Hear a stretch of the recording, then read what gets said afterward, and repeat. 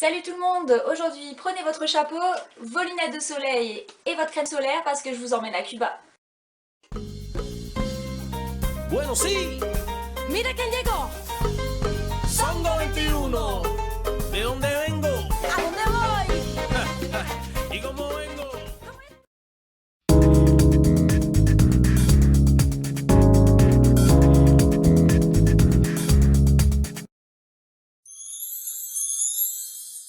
Pour préparer notre voyage, donc déjà nous avons regardé donc, sur internet ce qu'il était proposé dans les agences de voyage.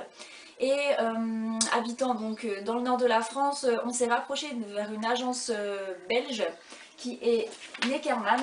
Donc, voici par exemple une de leurs documentations avec le petit logo donc, qui les représente. Ils ont un site internet aussi où vous pouvez regarder, il y a plein d'offres, plein de voyages proposés. Et en fait ce qui était intéressant c'était de partir de Bruxelles puisque c'est plus proche pour moi et aussi il n'y a pas de péage pour aller à Bruxelles, c'est moins loin que Paris et le parking est un peu moins cher quand même aussi. Après ça donc nous avions acheté notre routard comme habituellement où tout était expliqué. On ne savait pas encore où partir dès le départ, on s'est dit on va à Cuba mais où? Est-ce qu'on part à La Havane? Est-ce qu'on va ailleurs, à Cienfuegos? On ne savait pas trop, donc en regardant notre documentation, donc Neckermann et aussi, enfin surtout le site internet, donc on a vu que Varadero c'était la station balnéaire de Cuba et qu'il y avait on va dire une des plus belles plages du monde là-bas et on n'avait jamais été dans une des plus belles plages du monde et voir l'eau turquoise etc c'était juste un rêve. Donc on s'est dit, c'est vrai que rester à la station balnéaire de Varadero tout le voyage, je pense pas que ça soit non plus adéquat, ça sert à rien de faire tout un trajet de 11 heures de vol pour rester à la plage, mais on s'est dit pourquoi pas se baser à Varadero et ensuite faire des excursions à divers endroits de Cuba. En plus de ça, on est tombé sur une émission, donc je sais pas si vous connaissez, c'est l'émission Tété et Dédé. C'est avec le chanteur Tété et André Manoukian, Dédé. Et en fait, ils avaient fait une émission à l'époque avec... Donc en fait, ils étaient à deux et ils partaient dans divers pays, rencontrer des gens, la population, et aussi, bon, c'était plus pour un aspect musical. Mais on est tombé sur l'émission où ils sont partis à Cuba et c'était super marrant et ça nous a donné encore plus envie d'y aller. Si on avait regardé la chaîne Voyage et bien à tomber quand on s'est dit ouais on voudrait aller à Cuba, on est tombé sur, c'était une émission qui durait 10 minutes, c'était les plus belles plages du monde, donc en fait ça passait régulièrement et ils présentaient toujours une plage d'un endroit dans le monde et bien à tomber, forcément c'est tombé sur Cuba, on s'est dit c'est un signe, c'est pas possible, il faut qu'on y aille. Donc voilà, tout était fait pour qu'on y aille, donc voilà. Donc on a été à Neckermann, on a réservé directement là-bas. Donc au niveau du transport, on a voyagé avec Jet Airfly, donc c'est la compagnie qui est liée à Neckermann. Donc ce sont des avions très corrects. Après ce n'est pas des gros avions tels que British Airways ou autres. C'est-à-dire que vous avez la télé etc. Mais par exemple vous n'avez pas le petit écran pour chaque place avec les écouteurs. Là vous avez des écouteurs mais comment dire c'est un peu comme dans les bus, vous avez des télés un peu partout. Donc bon, vous partagez un peu la télé pour tout le monde, donc sinon c'était très bien. Les hôtes étaient toujours là, toujours souriants, toujours là à nous demander si on avait soif, est-ce qu'on voulait manger. Bon, forcément tout était compris, donc de ce côté-là c'est vrai que c'était très très bien. Finalement on avait 11 heures de vol à l'aller et 12 heures au retour. Et le vol est passé assez vite, parce que comme ils sont toujours là à venir vers vous, voir si vous avez besoin de quelque chose. Du coup c'est passé vite, ils ont mis un deux films, on a mangé plusieurs fois et puis voilà c'était passé. Et comme vous pouvez le voir, en approchant c'était magnifique car nous sommes passés au-dessus des Bahamas où l'on voyait la mer turquoise. Nous avons atterri à Varadero et non à La Havane, donc c'est directement l'aéroport situé dans la station balnéaire. J'avais un peu d'appréhension parce que bon, on dit toujours oui, Cuba c'est une dictature. Donc je me dis waouh, si c'est une dictature, déjà qu'aux États-Unis ils sont comme ça à l'aéroport, limite agressif, est-ce que ça va être comme ça aussi à Cuba? Et en fait, pas du tout. C'était plutôt des jeunes Cubains qui était très relax, j'ai envie de dire. On est arrivé les mains dans les poches tranquillement, on est passé à la douane et tout était ok. Au niveau de l'hébergement, on avait choisi l'hôtel Palma Real, donc à Varadero. C'est un hôtel 4 étoiles qui se situe d'ailleurs en début de péninsule, parce qu'en fait Varadero c'est une péninsule donc au nord de l'île. Pourquoi avoir choisi cet hôtel? Parce qu'en fait en regardant, c'est vrai qu'il y avait des hôtels de 5 étoiles, enfin peut-être mieux, j'en sais rien, enfin je sais pas si c'était mieux, mais en tout cas c'était très building et franchement je déteste ça, je trouve que ça me donne pas du tout envie de rester. Donc là, l'hôtel se situait en plein centre-ville, pas loin de la mer, et c'était plus raisonnable en termes de touristes. Ça faisait pas trop usine. Bon, c'est toujours touristique, forcément, c'est un hôtel, mais ça l'était beaucoup moins, et je pense qu'on n'avait peut-être pas notre... Enfin, il y avait peut-être des choses qu'on n'avait pas par rapport à des hôtels 5 étoiles, mais franchement, c'est pas du tout ce que je recherchais en tout cas. Enfin, moi, je voulais juste dormir, manger et aller à la plage, et ensuite faire mes excursions, et c'est tout. L'hôtel était simple mais propre, il y avait plusieurs restaurants, italiens, cubains, oriental, et un autre avec un buffet où l'on pouvait prendre notre petit déjeuner, notre déjeuner et si l'on voulait notre dîner. Il y avait également un snack à la plage. La plage qui se trouvait à 100 mètres en face de l'hôtel. Il fallait traverser la route et on y était. Sur TripAdvisor, j'ai vu que ça gênait, mais moi personnellement ça ne me gênait pas du tout. D'autant plus que j'ai été encore plus contente d'avoir pris cet hôtel parce que en visitant Varadero, on a pris la navette donc pour relonger la péninsule. Et en fait, on s'est rendu compte que tous les hôtels 5 étoiles étaient au bout de la péninsule, éloignés du centre-ville. Et finalement, c'était pas dans notre intérêt, puisque nous, on voulait bouger et pas rester à l'hôtel. Donc, au moins, nous, on sortait à pied, hop, on allait voir les petits marchés, il y avait des parcs à visiter. Enfin, au moins, c'était plus accessible et plus intéressant. Dans l'hôtel, il y a aussi 2 piscines, dont un pool bar, qui était plus sympathique puisque vous pouviez boire votre petit cocktail dans l'eau. Il y a aussi régulièrement des animations la journée, des spectacles le soir avec des jeux ou des démonstrations de danse cubaine. C'est ce qui nous avait le plus intéressé. Il y avait le club de l'hôtel qui était le Havana Club. Par contre, nous on y est allé peut-être 5 minutes top chrono parce que quand on est rentré, qu'on a vu tous les touristes avec leurs petits bracelets, c'était bien gentil, hein, mais c'était pas du tout le genre de soirée qu'on voulait faire. C'était trop touristique en fait, rien à voir, limite musique années 80 et tout. Donc avec mon compagnon on s'est un peu regardé, on a dit non mais ça va pas le faire. Donc du coup on est sorti et on est parti donc, dans un bar un peu plus loin que je vais vous reparler après. Varadero est la station balnéaire de Cuba. Elle se situe sur la péninsule d'Icacos qui est bordée de 20 km de plage magnifiques comme vous pouvez le voir.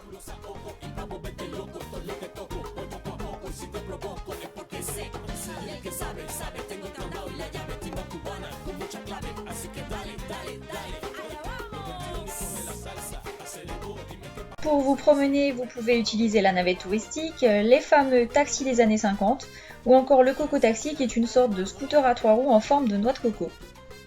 Vous pouvez aller voir les petits marchés artisanaux, visiter le parc Rossonnet situé au centre-ville.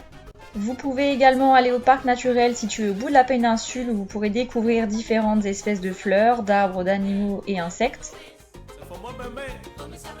Vous pouvez aussi aller voir la Casa de Halles qui n'était rien d'autre que la maison d'été d'Al Capone avec sa magnifique plage. Ou bien aller à la maison Xanadu, une ancienne maison bourgeoise située près du golfe, où vous pourrez y admirer la plus belle vue de Varadero. Pour finir, nous avons été voir un spectacle avec des dauphins au Dolphinarium. Il faut préciser que les dauphins vivent dans une mangrove dans leur état naturel. Et nous avons aussi nagé avec eux, ce qui fut une expérience inoubliable. Nous avons testé un restaurant qui s'appelle le Cielo Mal et qui était très bien tout en offrant une vue superbe. Puis un Paladar, un restaurant chez l'habitant que l'on a connu grâce aux bouche à oreille.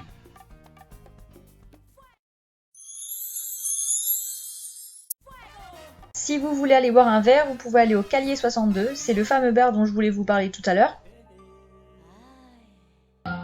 Comme dans beaucoup de bars à Cuba, vous pouvez aller boire un cocktail tout en écoutant la musique ou bien danser.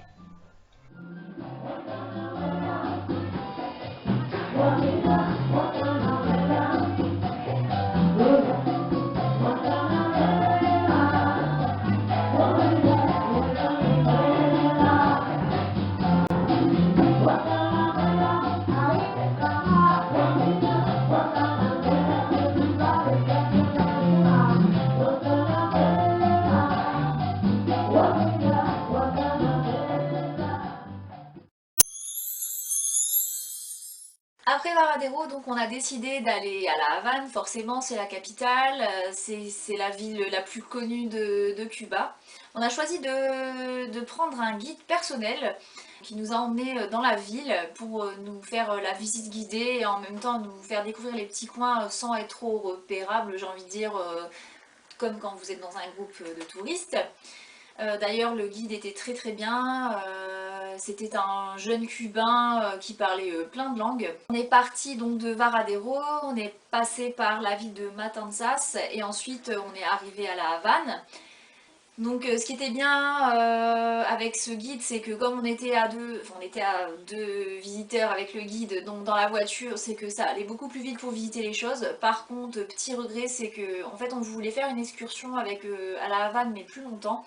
Et il y avait d'autres choses qui s'enchaînaient derrière, on s'était inscrit et le problème c'est que ça a été annulé parce qu'il n'y avait pas assez de monde.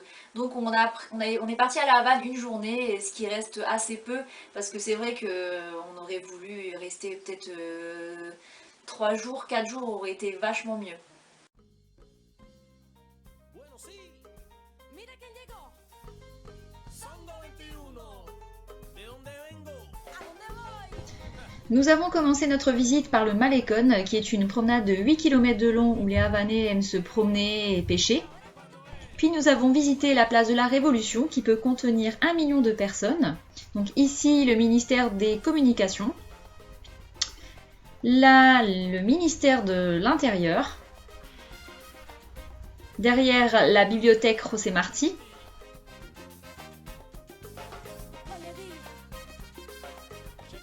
Puis ici les bureaux de Raúl et Fidel Castro. Et devant se trouve la statue de José Martí qui est le fondateur du parti révolutionnaire cubain.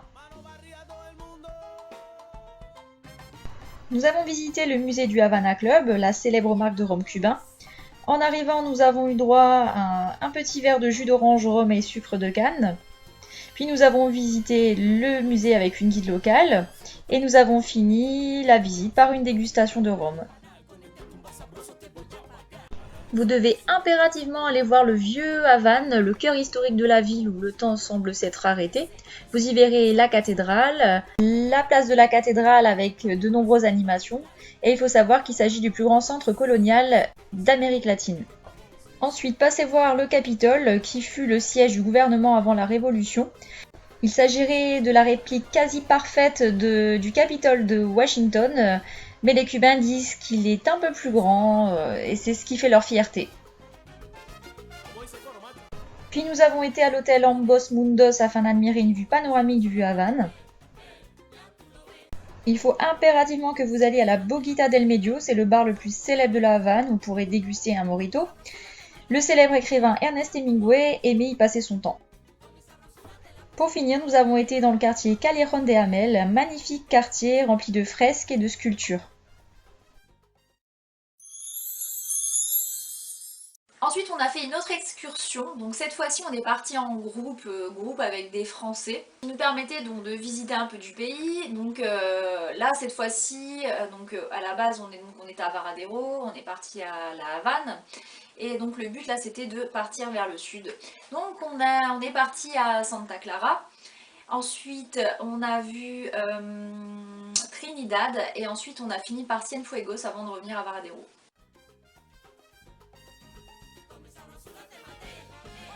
Voici le mémorial du Che où repose son corps. On peut y voir la flamme éternelle allumée en sa mémoire.